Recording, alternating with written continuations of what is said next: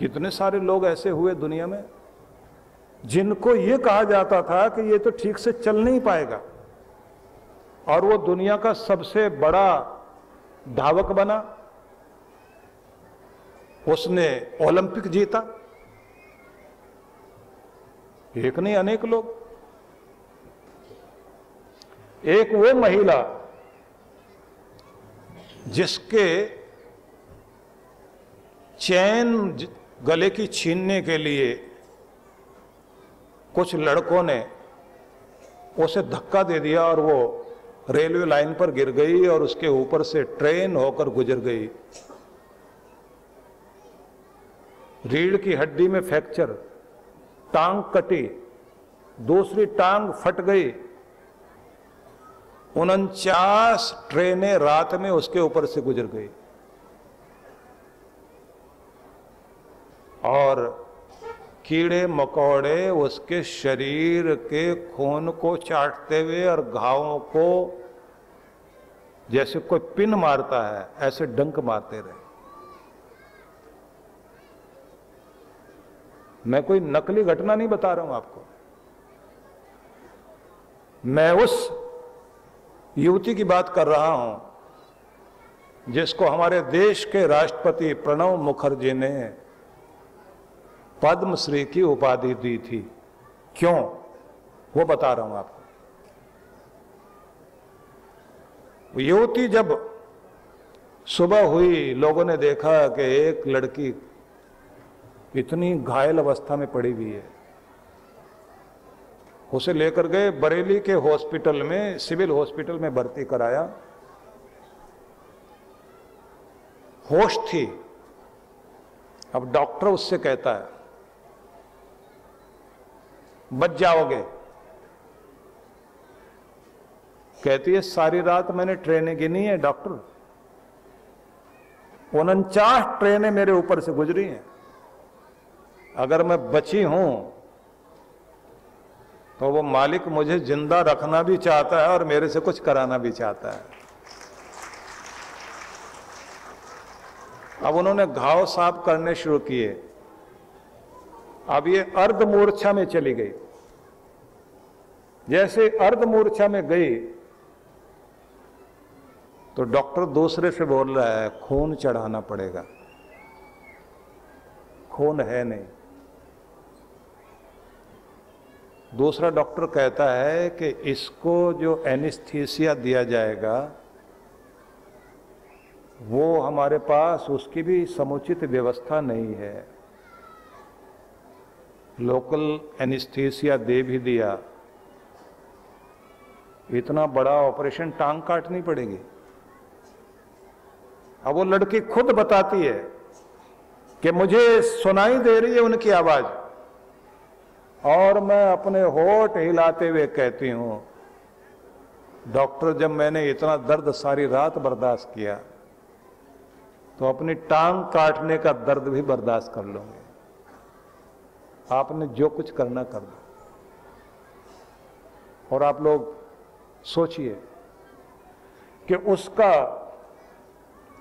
Treatment हुआ और उसके बाद उसको रेफर कर दिया गया all India medical institute Delhi में। वहां ट्रीटमेंट चला। कई महीनों तक ट्रीटमेंट होने के बाद जब उसको नकली टांग लगाई गई तो डॉक्टर ने कहा कि ये जो नकली टांग लगाई है इसको लगाने के बाद भी तुम्हें दर्द होगा, सावधानी बरतना। और वो युवती घर नहीं गई। बछेंद्री पाल जो एवरेस्ट विजेता, प्रथम एवरेस्ट विजेता भारतीय महिला, उसके घर में चली गई और जाकर बोली मुझे भी पहाड़ चढ़ना है, एवरेस्ट फतेह करना है। सुनते ही उसने कहा कि तुमसे तो चला भी नहीं जा रहा। तो उसने अपनी कहानी बताई पूरी और बताने के बाद उसने कहा कि मुझे भगवान ने बचाया,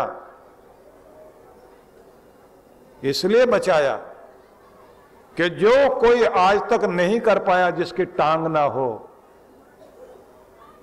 वो मैं करूं, और जिसके ऊपर से 49 ट्रेनें गुजरी हों और इस हालत में ऑपरेशन हुआ हो, और मदद करने वाले लोग बोले जब मेरे शरीर में खून की जरूरत थी, वहां खून भी नहीं था उस हॉस्पिटल में, उन डॉक्टरों में से एक डॉक्टर का खून का ग्रुप मेरे से मैच करता था। उसने कहा मैं खून देता हूं, उसने खून दिया, दूसरे ने ऑपरेशन किया, कि ऐसी जिंदगी बची है। अब ऐसी जिंदगी का मतलब है मैं दुनिया में कुछ खास करना चाहती हूं, आप मुझे ट्रेंड करो। बछेंद्री पाल ने उसको ट्रेंड किया, और वो महिला उसके बाद ट्रेनिंग लेने के बाद एवरेस्ट फतह करने के लिए गई, एवरेस्ट की चोटी पर चढ़ने के लिए। और चमत्कारी बात तो ये, जब वो ऊपर जा रही थी, उसने देखा कि कितने सारे लोग जो ऊपर गए थे, एवरेस्ट पे चढ़े थे, उनकी हड्डियां, उनका पूरा का पूरा पिंजर ऊपर पड़े हुए हैं, और ये इसके घुटने में जहां से जोड़ से वो नकली टांग लगाई गई थी, वहां से खून भी निकलने लग गया था। चलती गई, और इसके साथ जो शेरपा लोग थे मदद कर रहे थे, क्योंकि शेरपा लोगों को साथ ले जाना पड़ता है। जो वो साथ थे उनको वो बार बार कहते थे ऑक्सीजन थोड़ी है, रुक कर कहीं देखो नहीं, हिम्मत करके चलते चले जाओ। जब ये पहुंच गई ऊपर, इसने देखा कि इसकी ऑक्सीजन खत्म हो रही है। शेरपा लोगों ने कहा अब जल्दी वापस चलना शुरू करो। ऊंची चोटी पर ये गई, जाके अपने देश का झंडा लगाया। उसके बाद अपने कैमरे में शेरपा से कहा मेरा वीडियो बनाओ। अब वो कहते हैं आपके पास ऑक्सीजन इतनी नहीं है कि आप जिंदा रह सको, आप वीडियो बनाने की बात कह रहे, आपका स्टिल फोटो हो गया। लेकिन ये खड़ी हुई, झंडा लगाया, सैल्यूट किया अपने झंडे को, कि भारत की एक बेटी विकलांग थी शरीर से, लेकिन मन से विकलांग नहीं थी, आज यहां तक पहुंच गई। झंडा लगाया, वीडियो बनवाया अपना, और जब उतरने लगे, ऑक्सीजन जैसे खत्म हो रही थी, शरीर नीला पड़ने लग गया, होश जा रही है। अब इसे लगा कि प्राण निकलने वाले हैं, लेकिन मैंने वीडियो बनवा ली अपनी, के लोगों को ये पता रहे कि मैं सच में यहां गई हूं, अपना झंडा लगाया। इतनी खुशी मन में, और अब दिखाई देना बंद हो रहा है, थोड़ा दिखाई देता फिर बंद। इतनी देर में नीचे से कुछ और लोग आ रहे थे, जो पर्वत आरोही आते हैं, वो पर्वतारोही जैसे ऊपर की तरफ आ रहे थे। एक ने दूर से देख लिया, क्योंकि ये लोग ट्रेंड होते हैं इतने, उसने देखा इसका शरीर नीला पड़ रहा है, ऑक्सीजन की कमी है। उसने अपना एक सिलेंडर दूर से ऐसे फेंका, और इसने हाथ में ऐसे पकड़ लिया और लगाया, और जैसे लगाया सांस आने लगा। अब वहीं खड़ी होकर ऊपर इशारा करती है कि ये जो आया है ये उसने भेजा है, कि इस बेटी को यहां पहुंचना चाहिए। उतर कर आई, दुनिया को अपनी कहानी बताई। उसके बाद पद्म श्री की उपाधि मिली, और उपाधि दी भारत के राष्ट्रपति ने। अब जरा सोच के देखिए, अगर आपका मन इतना प्रबल है कि आपके पास क्या नहीं है, आप इसका रोना नहीं रोते, बल्कि आप इस बात के लिए खुश हैं कि भगवान ने मुझे जो दिया मैं उसका कैसे बढ़िया ढंग से उपयोग कर सकता हूं, तो आप अपने आप को किस्मत वाला मानते हैं, और फिर पूरा संसार आपकी मदद करता है, भगवान आप पर कृपा करते हैं। हम अपने मन को बहुत कमजोर करके बैठे होते हैं, और अब मैं आपको बताऊं कि अब वो मोटिवेशनल गुरु बन गई है लड़की, पूरे देश में जाके लेक्चर देती है, अपने बारे में बताती है। आप भी कहीं ना कहीं किसी न किसी से तो इंस्पायर होते हैं ना। वो होना चाहिए कि कोई तो आपको मोटिवेट करे, कहीं से तो प्रेरणा आए आपके अंदर, और आए तो फिर आप अपनी आत्महीनता को जीत सकें। कृष्ण भगवान जब ये कहते हैं कि तुम जुड़े रहो और एकांत में रहकर अपने अंदर शक्ति को प्राप्त करो, क्योंकि तुम उस आनंद की यात्रा के लिए दुनिया में आए हो जिससे तुम्हारा गहरा संबंध है। क्योंकि हर कोई आदमी उस परम आनंद को पाना चाहता है। वो चाहे मकान में, दुकान में, जमीन में, जायदाद में, संपत्ति में, सुविधाओं में, साधनों में ढूंढते हैं, वो सब हमें वहीं से मिलेगा। इसलिए आपको फिर वहीं ले चलता हूं। पहली बात, दीर्घसूत्री नहीं बनना।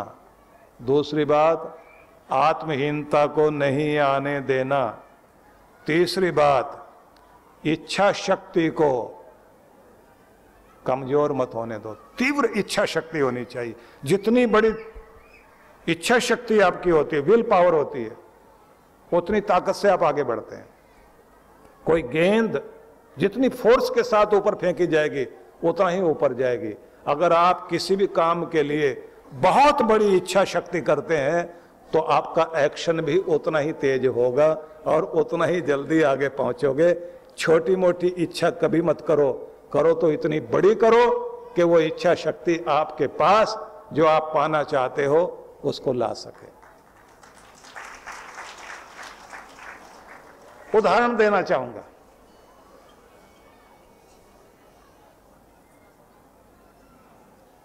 राजा रणजीत सिंह इच्छा शक्ति के धनी, हरि सिंह नलवा इच्छा शक्ति के धनी, जिसके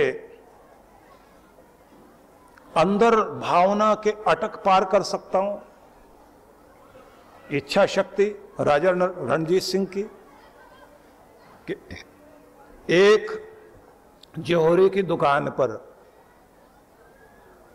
हीरे जवाहरात वाली दुकान पर, बच्चे ने, राजा रणजीत सिंह जब छोटे थे तो एक हीरा बड़ा उठाया और उठाकर अपने पिता से कहा, कीमती हीरा है ये, मैं अपनी पगड़ी में लगाऊं।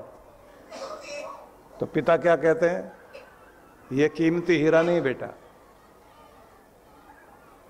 कीमती हीरा है कोहिनूर। अगर हिम्मत कर सकता है और इच्छा कर सकता है तो कोहिनूर तेरी पगड़ी में सजना चाहिए, उसकी इच्छा कर। और बड़ा होने के बाद ये गौरव उस व्यक्ति को प्राप्त हुआ कि अपनी पगड़ी में उस व्यक्ति ने कोहिनूर सजाया, क्योंकि इच्छा की थी और उस इच्छा के अनुरूप उसने अपना शौर्य दिखाया और कोहिनूर को अपने माथे पर सजाया। इच्छा करना सीखिए। छोटी मोटी इच्छाएं सब करते हैं, दृढ़ इच्छा शक्ति को करने वाले बने। ये अलग बात है कि बाद में अंग्रेजों ने किस तरह से वो कोहिनूर हिंदुस्तान का बाहर गया, लेकिन आपको ये कह सकता हूं, दुनिया की हर कीमती चीज आपकी हो सकती है, लेकिन तीव्र इच्छा शक्ति होनी चाहिए। हमारे यहां कहा जाता है दृढ़ इच्छा शक्ति और निश्चय की दृढ़ता जब जुड़ जाती है तो एक शब्द बनता है जिसको बोलते हैं संकल्प। और जो संकल्पवान है वो दुनिया में हर चीज अपनी तरफ खींच के ला सकता है। इसलिए अपने यहां पंडित भी पूजा कराता है तो वो भी संकल्प कराता है। अपने यहां बच्चों को भी शुरुआत से सिखाया जाता है कि बेटा संकल्प करना सीखो। हर संकल्प हो जिसके लिए आप कोई विकल्प ढूंढे ही नहीं कि या तो ये या ये, दो चीज नहीं है, तो एक ही एक, यही, बस यही, यही मुझे चाहिए। जब आपके अंदर ये भावना होती है और अपने अंदर जिद पालना सीखें। जिद्दी लोग दुनिया में इतिहास रचते हैं। जो जिद पाल लेना कि मैंने ठान लिया ये मैंने पूरा करना है, वो करेगा जरूर। और जिस आदमी के अंदर वो जिद नहीं होती उसकी हालत यही है कि सेठ जी तनख्वाह बढ़ा दो, नहीं तो तनख्वाह बढ़ा दो, नहीं तो। सेठ को आ गया गुस्सा, बोला नहीं तो क्या कर लेगा? बोले नहीं तो उसी में गुजारा कर लेंगे।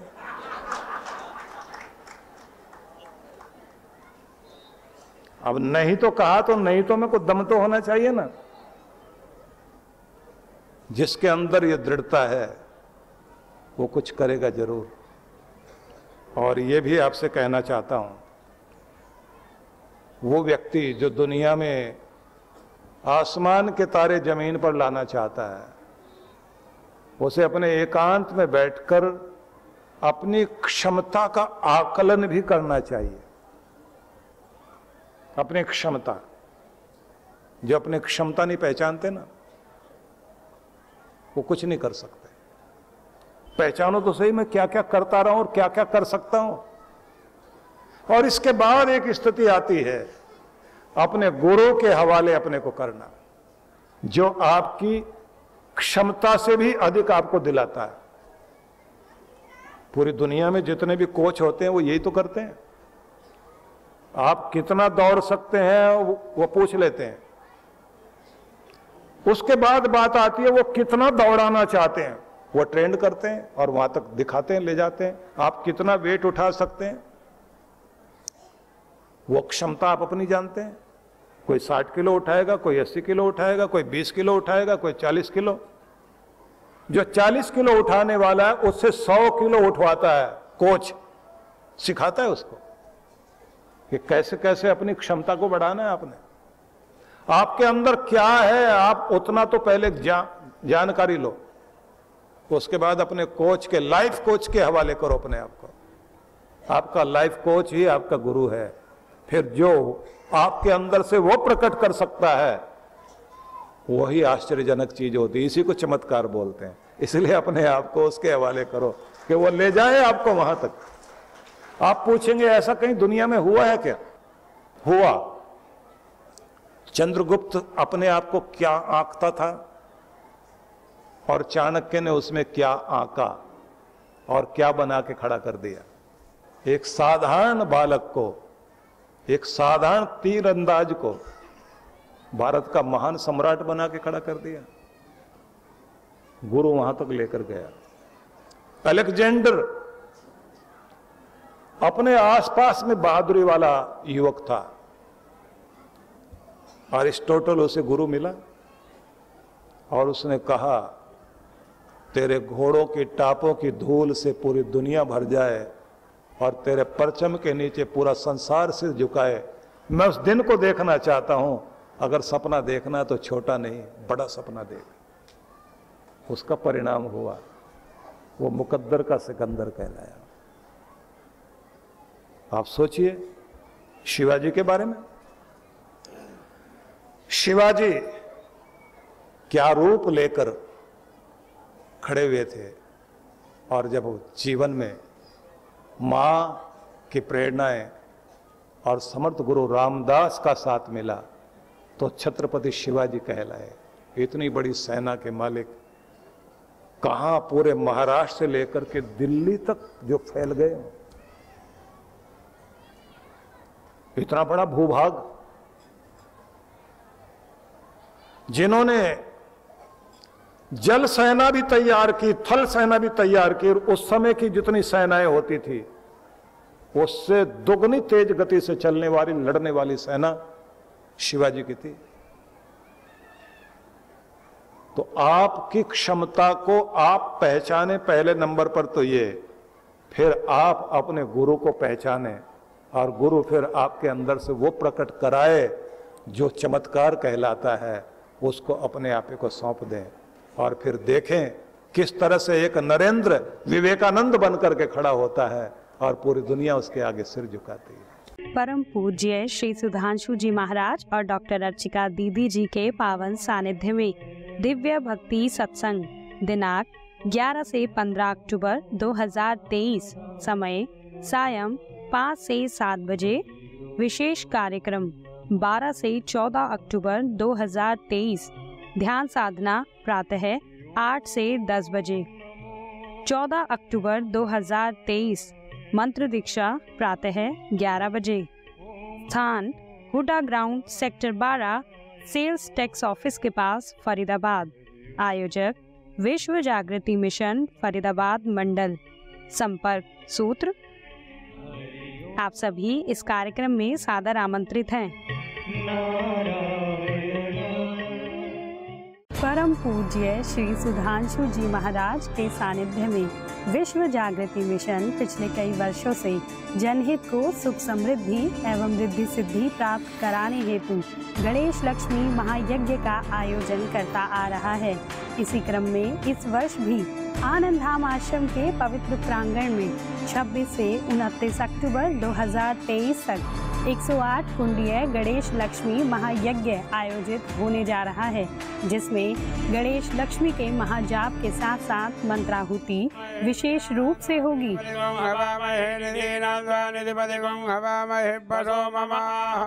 साथ ही 28 अक्टूबर को वरदान सिद्धि साधना में सम्मिलित होकर देव गुरु कृपा प्राप्त करें। श्री गणेश लक्ष्मी महायज्ञ एवं वरदान सिद्धि साधना में भाग लेने वाले यजमान एवं संकल्पित यजमान को महाराज श्री के आशीर्वाद स्वरूप श्री यंत्र, सुमेरु श्री यंत्र, वरदान सिद्धि यंत्र एवं रक्षा सूत्र प्रदान किया जाएगा। कार्यक्रम की रूपरेखा दिनांक 26 से 29 अक्टूबर 2023 प्रातः 8 बजे। विशेष 28 अक्टूबर वरदान सिद्धि साधना एवं शरद पूर्णिमा पर गुरु दर्शन। आप सपरिवार इस कार्यक्रम में सादर आमंत्रित हैं। आप घर बैठे भी यज्ञ में भाग ले सकते हैं। यज्ञ में यजमान बनने के लिए संपर्क करें।